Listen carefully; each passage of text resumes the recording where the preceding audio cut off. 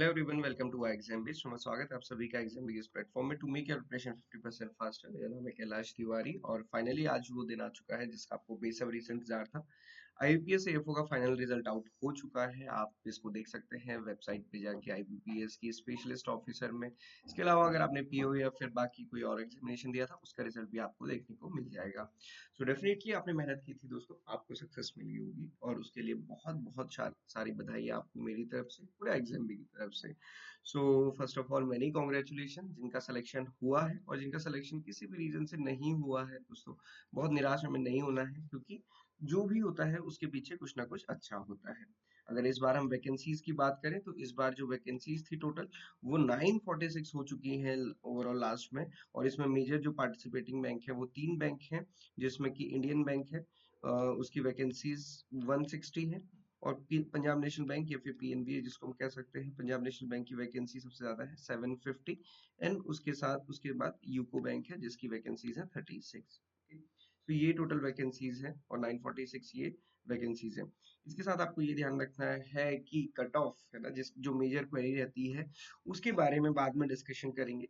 और cut off के बारे में डिस्कशन करके कोई बहुत ज्यादा बेनिफिट नहीं होता, क्योंकि आप सभी को पता है अब जिसका सिलेक्शन हुआ सो उसका सिलेक्शन हो चुका है, भले ही जो भी मार्क्स रहे। और जिसका सिलेक्शन नहीं हुआ वो कट ऑफ से कोई बहुत ज्यादा, बेसिकली वो थोड़ा सा एनालाइज कर सकते हैं, बट हमें वो दुख भी बहुत होता है जब बहुत छोटे मार्क्स से सिलेक्शन नहीं होता है।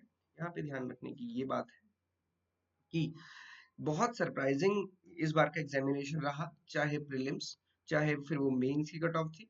दोनों की कट ऑफ बहुत ज्यादा सरप्राइजिंग, एक की बहुत ज्यादा हाई थी, एक की बहुत ज्यादा लो थी, और अभी फाइनल कट ऑफ है। तो आपको ये ध्यान रखना है कि आप यहाँ तक पहुंचे हैं, डेफिनेटली आप बहुत कुछ कर सकते हैं। ओके, तो ये आपको ध्यान रखना है। सो दोस्तों, अगेन मैनी कॉन्ग्रेचुलेशन जिन जिन भी स्टूडेंट्स का सिलेक्शन हुआ। कट ऑफ को हम स्पेसिफिकली अनदर वीडियो में डिस्कस करेंगे।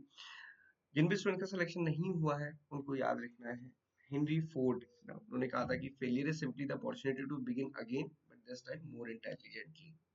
बट आपको हमेशा ये ध्यान रखना है कि जैसे आपने लास्ट टाइम किया था वैसे ही सेम रिपीट नहीं करना है, क्योंकि अगर सेम रिपीट करेंगे तो आउटकम में रिपीट होगी, इसलिए कुछ डिफरेंट आपको करना है।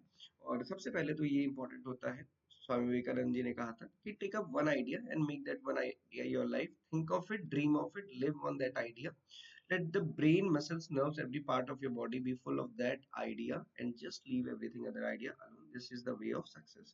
तो ये बहुत जरूरी है हमेशा सोचने के लिए। मैं हमेशा आपको कहता हूँ कि अभी ये रिजल्ट आ गया है, अब आपको आगे सोचना है कि आपको क्या करना है, what should be your वे, या फिर हम कह सकते हैं ऑप्शन। और उसको जो भी आपको चूज करना है फिर उस पर चलना है। और जिसको चूज करना है, कोई भी एग्जामिनेशन है या क्या करना है आगे, उस पर 2000 बार सोचना है और फिर उस पर चलना है और उसको उसको बहुत अच्छे से करना है, सब तभी आपको रिजल्ट आपके हक में मिलेगा।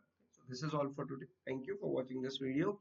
बहुत बहुत बधाई आगे जिन भी स्टूडेंट का सिलेक्शन हुआ है, और जिन स्टूडेंट का सिलेक्शन नहीं हुआ हमेशा याद रखिए, मन का हो तो भला, मन का ना हो तो और भला। और भला हम क्यों कह रहे हैं, क्योंकि अगर आपके मन की नहीं हुई है तो ईश्वर के मन की हुई है, और डेफिनेटली आपके लिए बहुत कुछ अच्छा सोचेंगे। Thank you.